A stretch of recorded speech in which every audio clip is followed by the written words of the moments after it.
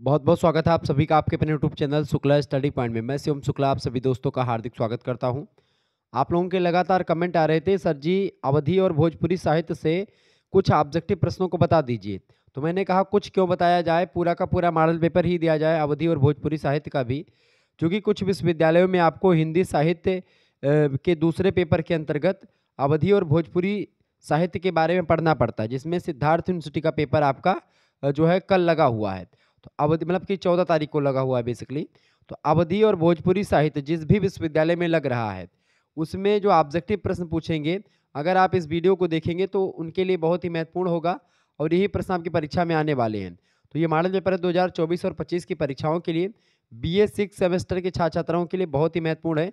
इससे बाहर कुछ नहीं आने वाला, तो आप इस वीडियो को अंत तक जरूर देखिएगा। बड़ी मेहनत करिए आप लोगों के लिए, तो फटाफट से वीडियो को लाइक और शेयर कर दीजिएगा। आप लोगों के लगातार कमेंट्स के देखने के बाद में मैंने सोचा कि आपके लिए वीडियो लानी चाहिए। चलें, प्रश्न आपकी स्क्रीन पर आ चुका है। पहला प्रश्न आप देखेंगे सभी लोग, फटाफट से वीडियो को लाइक कर दीजिएगा, चैनल पर नए हैं तो सब्सक्राइब जरूर कर दीजिएगा। चलें, पहला प्रश्न आपकी स्क्रीन पर आ चुका है। निम्नलिखित में से किस काव्य ग्रंथ की भाषा विशुद्ध अवधी है तथा तत्सम शब्दों का प्रयोग नगण्य है, मतलब कि नहीं हुआ है इनमें से? तो पद्मावत जो है ये एकदम से ठेठ अवधि में लिखा गया है। इसमें तत्सम शब्दावली वलियों का प्रयोग नहीं, मतलब नगण्य के बराबर है इसमें, यानी कि संस्कृत के जो शब्द हैं उनका प्रयोग इसमें नहीं के बराबर हुआ है। ठेठ अवधि में लिखा गया है पद्मावत। पद्मावत किसकी रचना है? तो पद्मावत जो है मलिक मोहम्मद जायसी की रचना है। सूफी प्रेमाख्यानक कवि हैं, अवधि के कवि हैं बेसिकली बोले तो। ये एक महाकाव्य है, पद्मावत अवधि का एक महाकाव्य है, ठेठ अवधि का एक महाकाव्य है। ठेठ अवधि का मतलब होता है विशुद्ध अवधि, यानी कि इसमें तत्सम शब्दावली का प्रयोग नहीं है। जबकि आप रामचरितमानस की अवधि देखेंगे, जो भगवान राम जी के जो है पूरे जीवन के बारे में बताती है रचना, महाराज तुलसीदास जी की है वो श्री रामचरितमानस। तो उसमें आप देखेंगे तो तत्सम शब्दावली का प्रयोग है, पारनिष्ठित अवधि का प्रयोग बाबा गोस्वामी जी करते हैं, लेकिन मलिक मोहम्मद जायसी एकदम से ठेठ अवधि का प्रयोग करते। तो करेक्ट आंसर क्या होगा? सी ऑप्शन इसका। अगला प्रश्न आप देखेंगे, निम्नलिखित में से अवधि शब्दों में कौन सा शब्द भविष्यत काल का है? भविष्यत काल मतलब भविष्य काल के लिए। देखिए दिहिस, दिहिस के मतलब क्या होगा कि दई दिहिस, दिहिस का मतलब क्या होगा? दई दिहिस। अब दई दिहिस के मतलब क्या होगा भैया? दई दिहिस के मतलब कि दे दिया, दे दिया मतलब भूतकाल का हो गया ये, ठीक है। सूझती, सूझत तुम्हें को सूझती है, सूझते मतलब ये वर्तमान में आपका चल रहा है प्रश्न, ठीक है। लिखिस, लिखिस माने लिख दिहिस, ठीक है। लिखित माने क्या होगा? लिख दिहिस मतलब लिख दिया उसने। अब लिख दिया तो ये भी आपका आपका भूत में चला गया लगभग, ठीक है। चलब, चलब जो है भविष्यत काल का है। चलब माने कि चलब, हम बाजार चलब, रुको हमू बाजार चलब, यानी कि हम भविष्य में बाजार चलेंगे। भैया अवधि में ऐसे बोलते हैं ना कि हमहू बाजार चलब, 4 बजे हमहू बाजार चलब, 5 बजे हमहू बाजार चलब। अब 4 बजे बाजार चलब, अब वही कई बजे थी? 2 बजे थी, लेकिन 4 बजे चलबे, तो यही से बोला जाता है अवधि में। तो अवधि जो एक प्रकार से, अवधि शब्दों में कौन सा शब्द भविष्यत काल का है? इनमें चलब जो शब्द है भविष्यत काल का है। तो इसका करेक्ट आंसर क्या होगा भैया? डी हुए एक करेक्ट आंसर। समझत हो ना सब? बिल्कुल बिल्कुल आपके समझ में आवक चाहिए। अगला प्रश्न आपका स्क्रीन पर आ चुका है। निम्नलिखित में से कौन सा शब्द सर्वनाम नहीं है? सर्वनाम में कौन ना आए भैया? देखो सर्वनाम में कौन ना आए बताए। देखिए कोऊ, कोऊ सर्वनाम में आ सकता है, जैसे कहते नहीं कि क्यों या कोऊ, कोऊ मतलब कि कोई व्यक्ति या कोई पर्सन, कोई ये सब हो सकता है। तो आप, आप माने आप, ठीक है। यू, तो ये भी सर्वनाम है। हमार, हमार का मतलब कि हमारा, तो ये भी एक सर्वनाम है। हमारा, आप और को, ये तीनों सर्वनाम में आ जाएंगे, जबकि भय जो है ये नहीं आएगा। ऑप्शन नंबर इसका एक करेक्ट आंसर होगा। अवधि का उदय किससे हुआ है? अवधि का उदय जो हुआ है मध्य देशीय अवहट्ट से हुआ है। बेसिकली आपको बताऊं तो जो अवधि है ये पूर्वी हिंदी की एक बोली है। पूर्वी हिंदी की 3 बोलियां हैं, अवधी, बघेली और छत्तीसगढ़ी, ठीक है। जिनमें से जो अवधि बोली है बेसिकली ये पूर्वी हिंदी की बोली है। और अवधि या पूर्वी हिंदी की जितनी बोलियां हैं, अवधी, बघेली, छत्तीसगढ़ी, इन सभी का विकास किससे हुआ है? अर्धमागधी अपभ्रंश से हुआ है। तो मध्य देशीय अवहट्ट इसका भी करेक्ट आंसर हो सकता है। आगे देखेंगे, अगला प्रश्न है, विश्व साहित्य में रोमांस काव्य की धारा किसे कहा जाता है? रोमांस काव्य की धारा प्रेमाख्यानक काव्य परंपरा को बोलते हैं। Option number C correct answer होगा।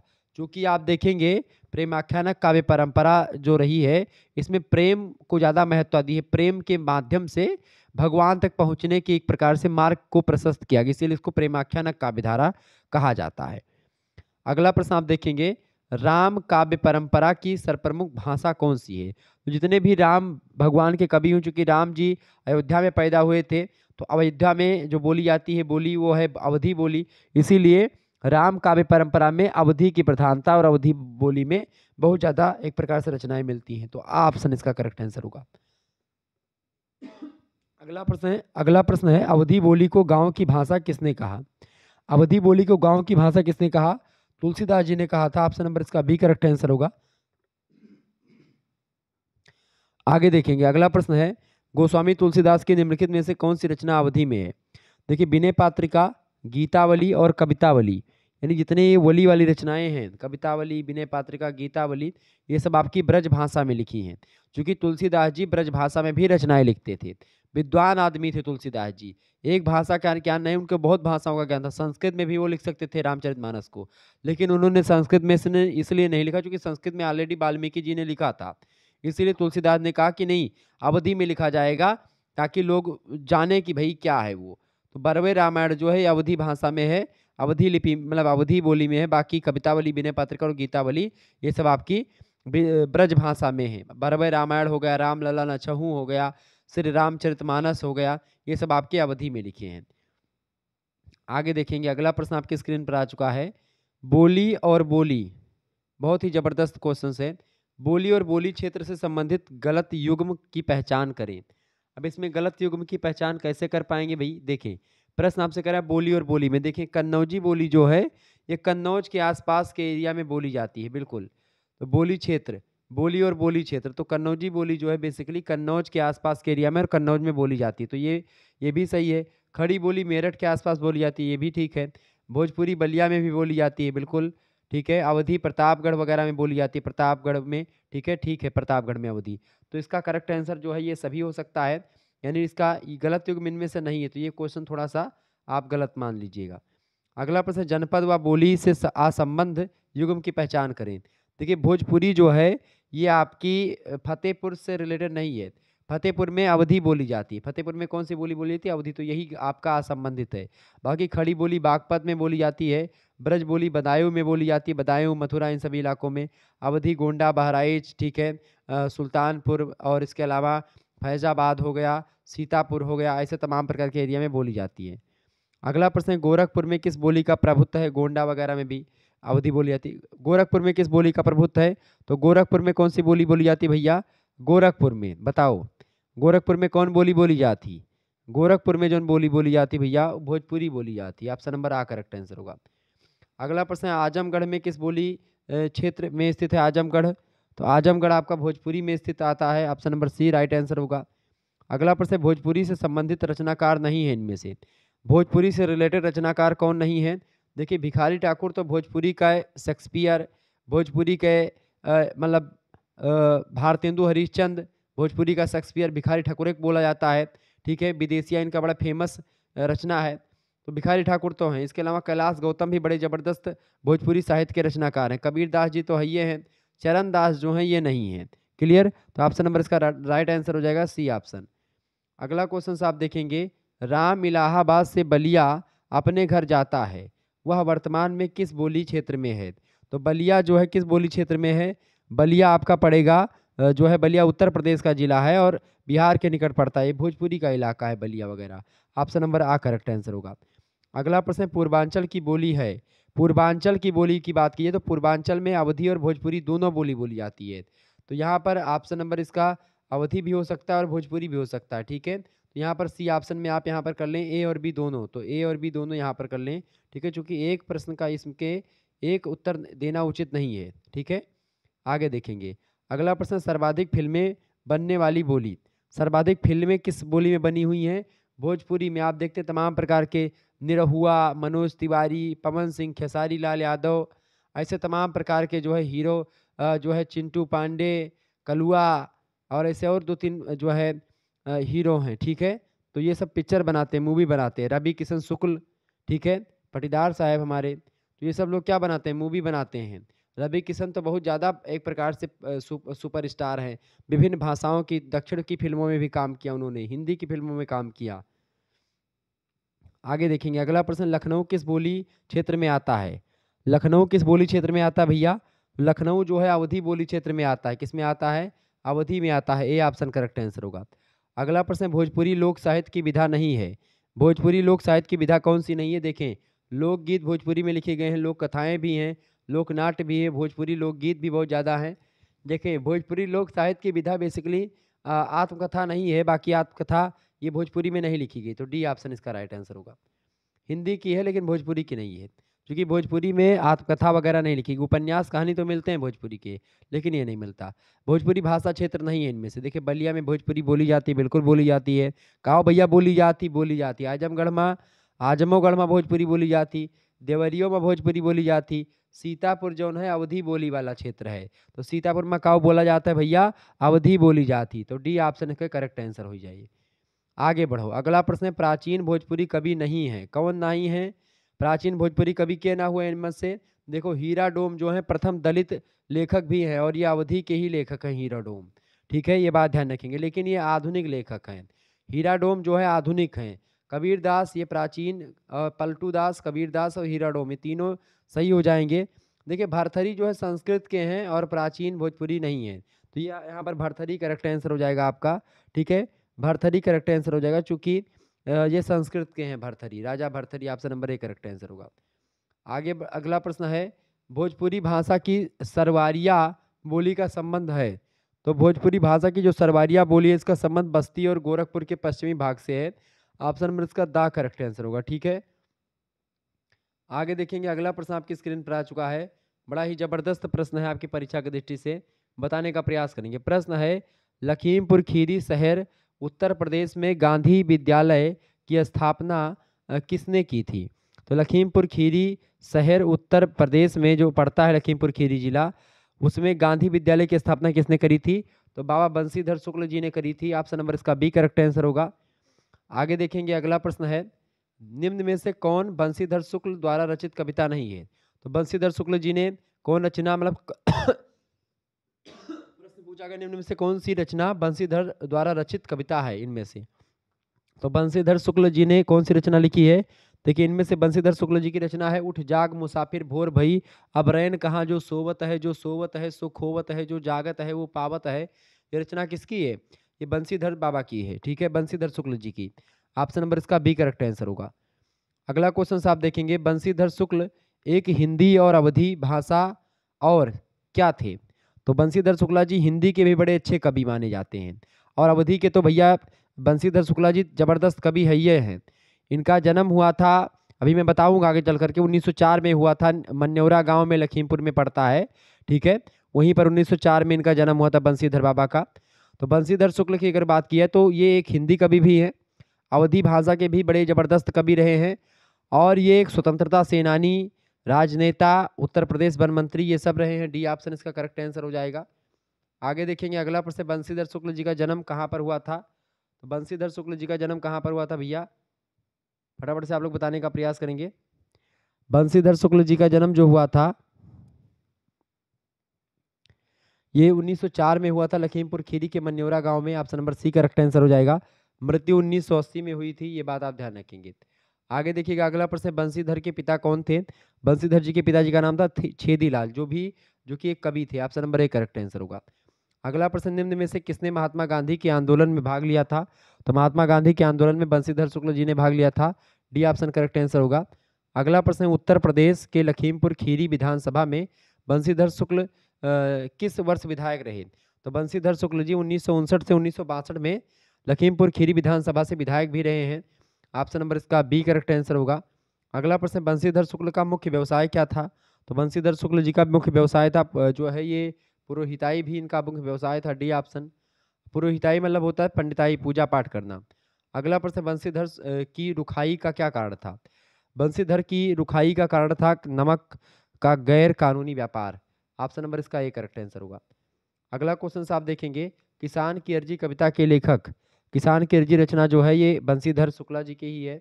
बी ऑप्शन करेक्ट आंसर होगा। देश का को है जिम्मेदार, किस विधा की रचना है? देश का को है जिम्मेदार, ये कविता है। ऑप्शन नंबर इसका सी करेक्ट आंसर होगा। अगला प्रश्न है, कंगला किसान की बिटिया के रचनाकार कौन है? कंगला किसान की बिटिया के रचनाकार है बलभद्र प्रसाद दीक्षित पणीस जी। ठीक है, पणीस कर लेंगे, पठीस नहीं, पणीस। बलभद्र प्रसाद दीक्षित पणीस। ठीक है, बड़े अच्छे विद्वान हैं। ठीक है, बलभद्र प्रसाद दीक्षित पणीस के बारे में बहुत सारी कविताएं मैंने पढ़ाई। 25 दिसंबर 1898 में इनका जन्म हुआ था। चकल्लस जो कविता है जो है इनकी बड़ी फेमस कविता मानी जाती है। पणीस ग्रंथावली 1998 में प्रकाशित हुई। ठीक है, इसका संपादन किया था डॉक्टर राम विलास ने। ओके, आगे बढ़ते हैं और ये प्रश्नों को जानने का प्रयास करते हैं। अगला क्वेश्चन आपकी स्क्रीन पर आ चुका है, फटाफट से आप लोग देखने का प्रयास करेंगे। प्रश्न है, रमई काका का मूल नाम या उपनाम क्या था? रमई काका का उपनाम था चंद्रभूषण त्रिवेदी या चंद्रभूषण द्विवेदी। चंद्रभूषण द्विवेदी, ऑप्शन नंबर इसका बी करेक्ट आंसर होगा। ठीक है, आगे देखेंगे अगला प्रश्न, धरती हमारी प्रमुख कृति किसकी है? धरती हमारी ये रचना रमई काका की है। ऑप्शन नंबर इसका सी करेक्ट आंसर होगा। अगला प्रश्न आपसे बन सकता है, देखेंगे रमई काका से रिलेटेड प्रश्न अगला आपका है, रमई काका का जन्म कब हुआ था? रमई काका का जन्म कब हुआ था भैया? तो रमई काका का जो जन्म हुआ था ये 2 फरवरी 1915 में हुआ था। सी ऑप्शन इसका करेक्ट आंसर होगा। ठीक है, रमई काका का जन्म कब हुआ था? 2 फरवरी 1915 को रमई काका का जन्म हुआ था। ठीक है, मृत्यु 18 अप्रैल 1982 को हो गई थी। 67 वर्ष रमई काका कुल मिलाकर के जीवित रहे और जो है अवधि को बड़ा एक प्रकार से आगे बढ़ाया।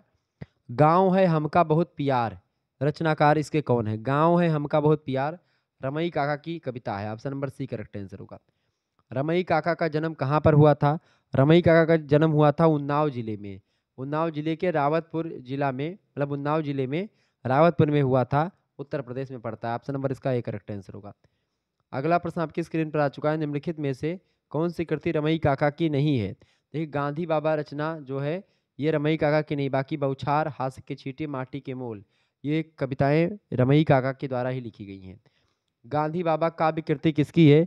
गांधी बाबा जो है ये अश्विन द्विवेदी की है। ऑप्शन नंबर इसका ए करेक्ट आंसर होगा। अगला प्रश्न, गांधी बाबा की विधा क्या है? गांधी बाबा की विधा क्या है भाई? गांधी बाबा जो है कविता है। Option number B correct answer होगा। पाती एक रचना है, पाती मतलब होता है पत्र या फिर एक चिट्ठी जिसको आप बोलते हैं। एक जो है महिला रहती है, उसका पति फौज में होता है और वो एक प्रकार से बॉर्डर पर लड़ रहा होता है, तो वो एक प्रकार से एक पत्र लिखती है अपने पति को और उसमें कहती है बहुत सारी बातें उसमें कहती है। ठीक है, तो वही पाती रचना के लेखक कौन है? तो आद्या प्रसाद मिश्र उन्मत्त जी हैं। आद्या Prasad Mishra Unmatt, option number C correct answer होगा। बड़े जबरदस्त विद्वान है ये भी। पाती कविता आप पढ़िएगा, मजा आ जाएगा। अगला प्रश्न है, एकदम से जोश भर जाता है, क्योंकि लास्ट में पत्नी कहती है कि अगर तुम वापस चले आए तो ऐसा समझ लेना कि मेरा मरा हुआ मुंह देखोगे और तुम अपने प्राणों की बलिदान दे करके भी अपने देश की रक्षा करना, अपने कर्तव्य पथ से पीछे मत हटना।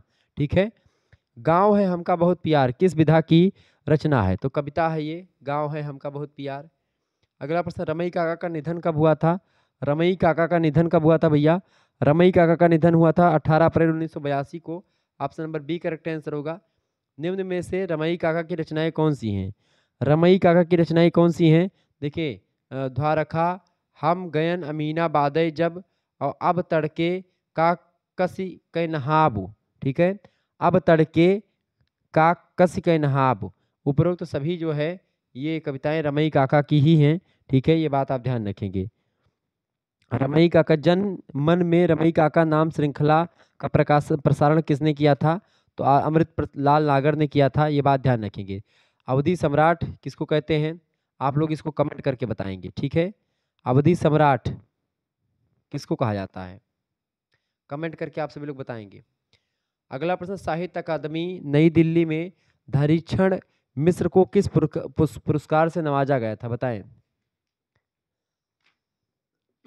फटाफट से आप लोग बताने का प्रयास करेंगे। इसका करेक्ट आंसर क्या हो जाएगा? साहित्य अकादमी नई दिल्ली में धरीक्षण मिश्र जी को किस पुरस्कार से नवाजा गया था? तो उनको किस पुरस्कार से नवाजा गया था? फेलोशिप से नवाजा गया था। ठीक है, ये बात आप ध्यान रखेंगे। और ये जो है भोजपुरी के बड़े जबरदस्त कवि रहे हैं धरीक्षण मिश्र जी। इनका जन्म हुआ था कुशीनगर की जो है गरियारपुर में 1915 में इनका जन्म हुआ था। ठीक है, आगे देखेंगे। अगला प्रश्न है, निम्न में से कौन सा काव्य संग्रह धरीक्षण मिश्र का है। धरीक्षण मिश्र का काव्य संग्रह जो है शिवाजी की खेती और कागज के मदारी, ये दोनों है। सी ऑप्शन इसका करेक्ट आंसर होगा, ए और बी दोनों। कौन कौना दुखे डोली में रोवत जाति कनिया नामक गीत किसकी गीत है, बताएं। कौना दुखे डोली में रोवत जाति कनिया नामक गीत किसका गीत है, तो ये धरीक्षण मिश्रा जी का ही है। बी ऑप्शन करेक्ट आंसर होगा। अगला क्वेश्चन आ चुका आपके स्क्रीन पर, देखो भैया, एक करेक्ट आंसर का हुए, निम्न में से कौन सी रचना धरीक्षण मिश्रा जी के हुए, में से कौन सा रचना, किसान भगवान उनका ना हुआ, फिरंगिया भटोहिया, ये सब इनका रचना ना हुआ धरीक्षण मिश्रा का। अमृत ध्वनि छंद जो है ये धरीक्षण मिश्रा का रचना हुआ है। बी ऑप्शन यानी कि इसका बी ऑप्शन करेक्ट आंसर होगा। अगला प्रश्न, निम्न में से कौन सी रचना धरीक्षण मिश्र की नहीं है, बताएं।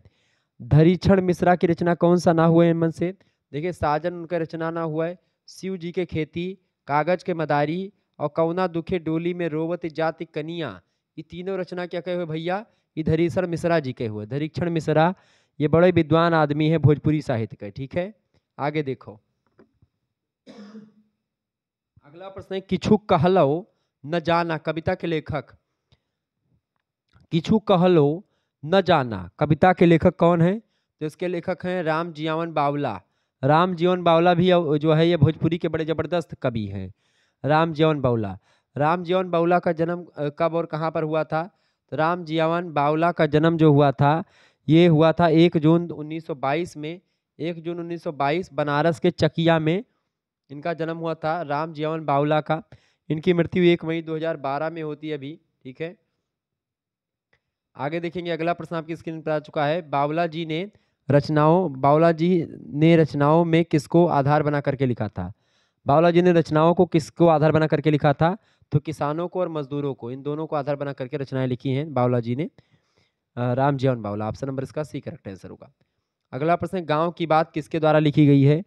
गांव की बात जो है ये राम जीवन बावला ने लिखा है, option number A correct answer होगा।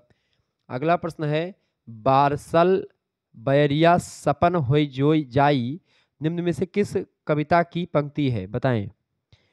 बारसल बैरिया सपन हो जाई ये कविता की पंक्तियां हैं, किछु कहलो न जाना, किछु कहलो न जाना कविता की पंक्तियां हैं, ए ऑप्शन। अगला प्रश्न, सूतल रहली गीत के रचयिता कौन है। सूतल रहली गीत के रचयिता कौन है, बताएं। बढ़िया प्रश्न है। सूतल रहली,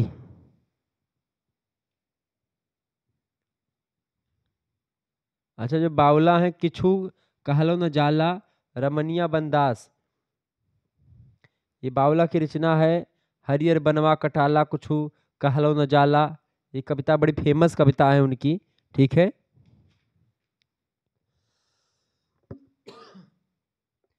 कवना दुखे डोली में रोवत जाति कनिया, ये एक प्रकार से पंडित धनीशर मिश्रा के द्वारा रचित है ये कविता, ठीक है। ये सब मैंने आपको बता ही दिया था। चले, प्रश्न आपकी स्क्रीन पर अगला आ चुका है, फटाफट से आप लोग देखने का प्रयास करेंगे। सूतल रहली गीत के रचयिता कौन है, सूतल रहली, इसको लिखा है किसने, सूतल रहली को किसने लिखा है भाई, फटाफट से आप लोग बताने का प्रयास करेंगे। तो सूतल रहली जो है ये इस मतलब सोहर छंद में एक प्रकार से, सोहर छंद में लिखा गया है और गोरख पांडे जी का ये, सी ऑप्शन इसका करेक्ट आंसर हो जाएगा। आगे देखेंगे, अगला प्रश्न, निम्न में से समाजवाद कविता के कवि का नाम क्या है। समाजवाद कविता गोरख पांडे की है, डी ऑप्शन राइट आंसर होगा। आगे देखेंगे, अगला प्रश्न आपकी स्क्रीन पर आ चुका है, भोजपुरी का निकटतम संबंध है, बताएं। भोजपुरी का निकटतम संबंध किससे है, तो भोजपुरी का निकटतम संबंध जो है वो किससे भाई, भोजपुरी का निकटतम संबंध जो है वो मैथिली और मगही से है, ऑप्शन नंबर इसका ए करेक्ट आंसर होगा। अगला प्रश्न, भोजपुरी के संबंध में देखिए भोजपुरी और मगही और मैथिली ये तीनों बिहारी हिंदी की बोलियां हैं, ठीक है। अगला प्रश्न है, भोजपुरी के संबंध में सर्वप्रथम अनुसंधान करता थे, भोजपुरी के संबंध में सर्वप्रथम अनुसंधान करता थे जॉर्ज ग्रियर्सन, ये ऑप्शन राइट आंसर होगा। भोजपुरी कहानियों की पहली पुस्तक है, भोजपुरी कहानियों की पहली पुस्तक कौन सी है, तो कहानियों की पहली पुस्तक है मनसा। लेकिन अगर आपसे पूछे कि भोजपुरी का उपन्यास की पहली पुस्तक या भोजपुरी उपन्यास कौन सा पहला, तो बिंदिया उपन्यास पहला उपन्यास है, 1956 में प्रकाशित हुआ रमानाथ पांडे जी का है। आगे देखेंगे भोजपुरी मागध श्रेणी की भाषा है। भोजपुरी मागध श्रेणी की भाषा है सबसे पूर्वी मागध की। ऑप्शन नंबर इसका बी करेक्ट आंसर होगा। अगला प्रश्न, अधोलिखित में से कौन बोली उत्तर प्रदेश की नहीं है? इनमें से उत्तर प्रदेश की बोली कौन सी नहीं है? देखिए अवधी, भोजपुरी और ब्रज ये सब उत्तर प्रदेश की ही बोलियां हैं। बघेली जो है मध्य प्रदेश की या बघेलखंड की है। ऑप्शन नंबर इसका द करेक्ट आंसर होगा। अधोलिखित में से एक भोजपुरी क्षेत्र नहीं है इनमें से। भोजपुरी क्षेत्र आपका इनमें से कौन सा नहीं है? देखिए भोजपुरी क्षेत्र इनमें से आपका देवरिया, मिर्जापुर और बलिया ये भोजपुरी का क्षेत्र है। इलाहाबाद जो है ये नहीं है। ठीक है, तो ऑप्शन नंबर इसका सा करेक्ट आंसर होगा।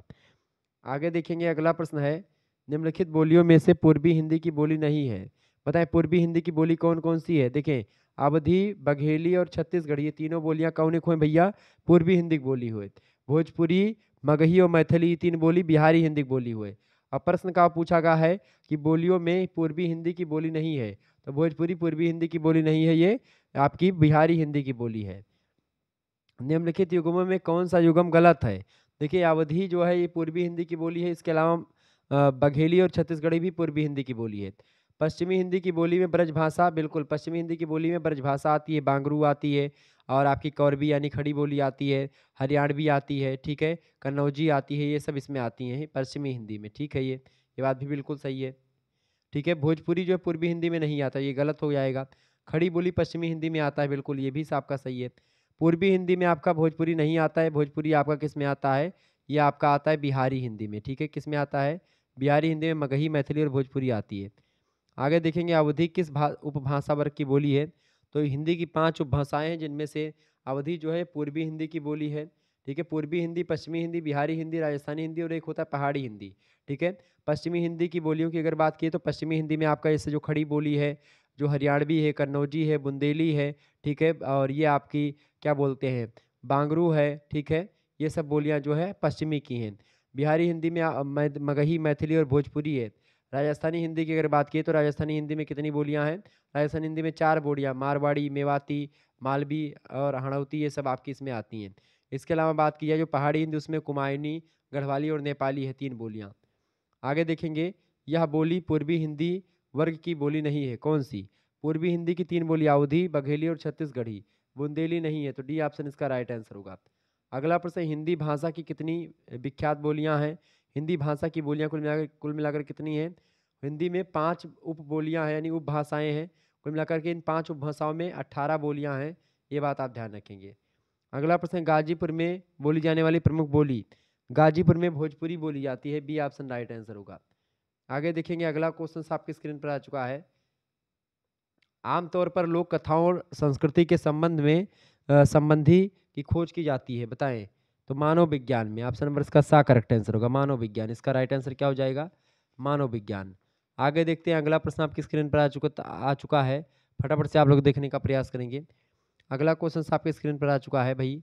देखिए प्रश्न है, सामान्य लोक शब्द का अर्थ क्या है? सामान्य लोक शब्द का मतलब क्या होता है?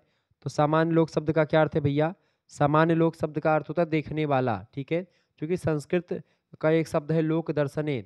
ठीक है, तो उसी से बना हुआ है, लोक दर्शने से बना हुआ है दर्शन मतलब कि लोक शब्द। ठीक है, तो ऑप्शन नंबर इसका ए करेक्ट आंसर होगा। अगला प्रश्न, निम्न में से भोजपुरी साहित्य के कवि नहीं है? भोजपुरी साहित्य के कवि में देखिए भिखारी ठाकुर हैं, महेंद्र मिसिर और पांडे कपिल, ये सब भोजपुरी साहित्य के कवि हैं।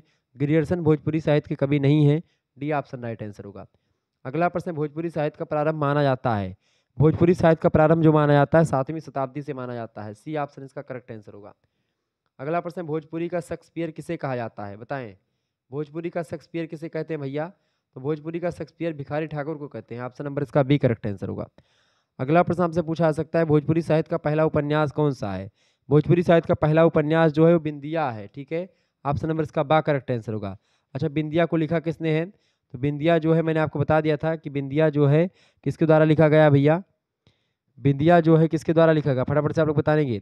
बिंदिया जो है ये रमानाथ पांडे ने लिखा है, 1956 में प्रकाशन हुआ इसका उपन्यास है बिंदिया एक, ये बात आप ध्यान रखेंगे। अगला क्वेश्चन आपके स्क्रीन पर आ चुका है, फटाफट से आप बताने का प्रयास करेंगे।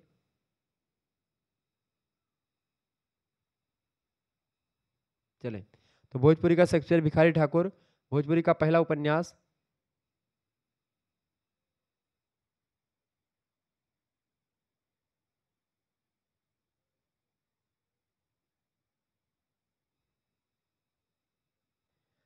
तो भोजपुरी साहित्य का पहला उपन्यास कौन सा है आपका? बिंदिया है।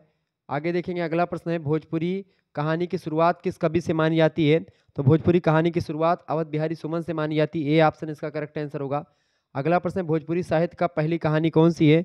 भोजपुरी साहित्य की जो पहली कहानी है वो जो है जेहली का सनदी है। ऑप्शन नंबर इसका ए करेक्ट आंसर होगा। अगला प्रश्न, क्रांतिकारी गायक के रूप में जाने जाते हैं कौन? क्रांतिकारी गायक के रूप में कौन जाने जाते हैं भैया इनमें से? तो महेंद्र मिश्र जो है एक क्रांतिकारी गायक के रूप में जाने जाते हैं भोजपुरी के। ठीक है, महेंद्र मिश्र का जन्म हुआ था 16 मार्च 1865 को, मृत्यु हुई थी 26 अक्टूबर 1946 को। ये बात ध्यान रखेंगे। और महेंद्र मिश्र को पूर्विया सम्राट भी कहते हैं। क्या बोलते हैं महेंद्र मिश्र को? पूर्विया सम्राट। भोजपुरी के भारतेंदु भिखारी ठाकुर कहे जाते हैं। बी ऑप्शन राइट आंसर होगा। बटोहिया के लेखक कौन है? तो बटोहिया के लेखक कौन है भैया? बाबू रघुवीर नारायण जो है ये बटोहिया के लेखक हैं। अगला प्रश्न, प्रथम दलित कवि कौन माने जाते हैं? हीरा डोम प्रथम दलित कवि माने जाते हैं। ए ऑप्शन राइट आंसर होगा। ये सब प्रश्न आपकी परीक्षा के लिए बहुत ही महत्वपूर्ण है, ध्यान रखेंगे। अगला प्रश्न, सूकर के बियाह किसमें संबंधित है? किससे संबंधित है सूकर का बियाह? सूकर का बियाह जो है भोजपुरी से रिलेटेड है। Option number B correct answer होगा। जोड़ा लोकगीत किस राज्य से संबंधित है? जोड़ा लोकगीत उत्तराखंड से रिलेटेड है। डी ऑप्शन इसका राइट आंसर होगा। अगला प्रश्न आप देखेंगे, मतलब कि साना लमोक किस राज्य से संबंधित है? सामा लमोक किस राज्य से संबंधित है भैया? तो सामा लमोक जो है ये किससे संबंधित है? मणिपुर से। ऑप्शन नंबर इसका सा करेक्ट आंसर होगा। अगला प्रश्न, लोहिया किस राज्य से संबंधित है? लोहिया जो है किस राज्य से संबंधित है? राजस्थान से। Option number B correct answer होगा। बिहू गीत किस राज्य का लोक नृत्य है? बताएं, बिहू गीत किस राज्य का लोक नृत्य है? तो बिहू जो है ये असम का लोक नृत्य है। ऑप्शन नंबर इसका सा करेक्ट आंसर होगा। अगला प्रश्न, झूमर लोकगीत किस राज्य से संबंधित है? तो झूमर लोकगीत जो है ये झारखंड से रिलेटेड है। ऑप्शन नंबर इसका ए करेक्ट आंसर होगा। झारखंड, बिहार, छत्तीसगढ़, पश्चिम बंगाल, यहाँ पर सब झूमर लोकगीत फेमस है। अगला प्रश्न, भव लोकगीत कहाँ से संबंधित है? तो भव आपका कर्नाटक से रिलेटेड है। अगर आपसे पूछा जाएगा भवैया लोकगीत कहाँ का है तो आप बताएंगे पश्चिम बंगाल का है। आगे देखेंगे, अगला प्रश्न है, पूरब की बोलियों में अधिकतर किसके गीत गाए जाते हैं? तो पूरब की बोलियों में अधिकतर विद्यापति के गीत गाए जाते हैं। ए ऑप्शन करेक्ट आंसर होगा। मैथिल कोकिल किसको कहते हैं? विद्यापति को कहते हैं।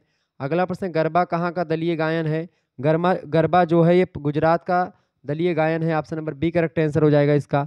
ओके, ये बात ध्यान रखें। अच्छा, देहाती गीतों में कौन कौन सी चीज आती है? कहरवा, धोबिया, बिरहा, ये सब देहाती गीत हैं। ठीक है, ब्रज में रसिया कब गाते हैं? होली के अवसर पर रसिया गाया जाता है। ये बात ध्यान रखेंगे। विदेशिया गीतों का मूल विषय क्या है? प्रेम है। किसने लिखा है? भिखारी ठाकुर ने। अगला प्रश्न, स्त्रियां अपने गीतों में किस वाद्य यंत्र की मदद लेती हैं? तो ढोलक की मदद लेती हैं। ऑप्शन नंबर सा करेक्ट आंसर होगा। अगला प्रश्न, लोकगीत पाठ के लेखक का क्या नाम है?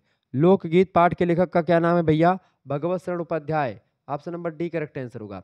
और लास्ट प्रश्न है कि भोजपुरी में किस लोकगीत का अधिक प्रचार हुआ है? तो भोजपुरी में जो है विदेशिया लोकगीत का अधिक प्रचार हुआ है। ऑप्शन नंबर इसका बी करेक्ट आंसर होगा। किसकी रचना विदेशिया? तो इनकी जो है भिखारी ठाकुर की रचना। ठीक है, तो इसका बी ऑप्शन राइट आंसर होगा। तो इस तरीके से आप लोगों ने बहुत सारे महत्वपूर्ण प्रश्नों को समझ लिया जो कि आपकी परीक्षा की दृष्टि से बहुत महत्वपूर्ण है। उत्तर प्रदेश और बिहार में जो लोकगीत फेमस है उनमें आपका चैता हो गया, कजरी हो गया, बारहमासा है, सावन में गाया जाने वाला गीत है, कजरी हो गया, ये सब बड़ा फेमस है। ठीक है, ये बात आप ध्यान रखेंगे। तो ऐसे प्रश्न आपकी परीक्षा में कई पूछे जाते रहते हैं, ये बात ध्यान रखेंगे। ओके, भोजपुरी के नौ गीत के रचनाकार कौन है? गोरख पांडे हैं। ये बात ध्यान रखेंगे। पहली दलित कविता कौन मानी जाती है? मतलब इसकी भोजपुरी की, तो वो है अछूत की शिकायत। ठीक है, ये बात आप ध्यान रखेंगे। अच्छा, रामचरितमानस को भोजपुरी में लिखने का प्रयास किसने किया था? तो राम जियावन ने किया था रामचरितमानस को भोजपुरी में लिखने का प्रयास। ठीक है, गीत लोक रचना किसकी है? राम जियावन की रचना गीत लोक है। ये बात आप ध्यान रखेंगे। अच्छा, राम जियावन को सेतु सम्मान भी मिला था, काशी रत्न अलंकरण भी मिला था और भोजपुरी तुलसी रत्न भी राम जियावन को मिल चुका है। ये बात आप ध्यान रखेंगे। ओके, तो ये सभी प्रश्न आपकी परीक्षा में आ सकते हैं, तो इसलिए मैंने बीच में आपको बता दिए। तो इन प्रश्नों को आप तैयार करते रहिएगा। आल्हा किस क्षेत्र का लोकगीत है? राजस्थान का लोकगीत है आल्हा। ठीक है, ये बात आप ध्यान रखेंगे। ऐसे कई प्रश्न आपसे बनने वाले हैं। अच्छा, मुल्ला दाऊद जो है ये भी ठेठ अवधि के ही कवि हैं। आप देखेंगे प्रेम आख्यानक काव्यधारा के जो भी कवि हैं अधिकतर वो अवधि में कविताएं लिखते हैं। ये बात आप ध्यान रखेंगे। ओके, अच्छा, वहाँ के लिए हुआ शब्द का प्रयोग किस बोली में करते हैं? जैसे कि बोलते हैं कि वहाँ जाओ, वहाँ जाओ, तो कैसे क्या बोलेंगे अवधि में? हुआ जाओ। वहाँ को क्या बोलेंगे? हुआ बोलेंगे। ठीक है, ये बात है। जैसे हम लोग जो है हुए ही बोलते हैं, हुआ चलबो हो, हुआ माने कहाँ, मतलब कहाँ, मतलब वहाँ चलोगे, इसको बोलेंगे हुआ चलबो, ठीक है। चलना को क्या बोलेंगे, चलबो बोलेंगे, चलबा बोलेंगे, ऐसे बोलेंगे। अच्छा, अवधि ग्रंथ अवध विलास किसकी रचना है, लाल दास की रचना है अवध विलास, ये बात भी ध्यान रखेंगे। ओके, और अयोध्या से बना हुआ है अवधि शब्द, ये बात भी आप ध्यान रखेंगे। ओके, ऐसे कई प्रश्न आपसे बनते रहते, तो आप इन प्रश्नों के लिए तैयार रहिएगा, परीक्षा में प्रश्न आ सकते हैं। ओके, ये बात आप ध्यान रखेंगे। धन्यवाद, मिलते हैं फिर नेक्स्ट वीडियो में, तब तक के लिए जय हिंद जय भारत। आप सभी का बहुत बहुत धन्यवाद, बहुत बहुत धन्यवाद भाई।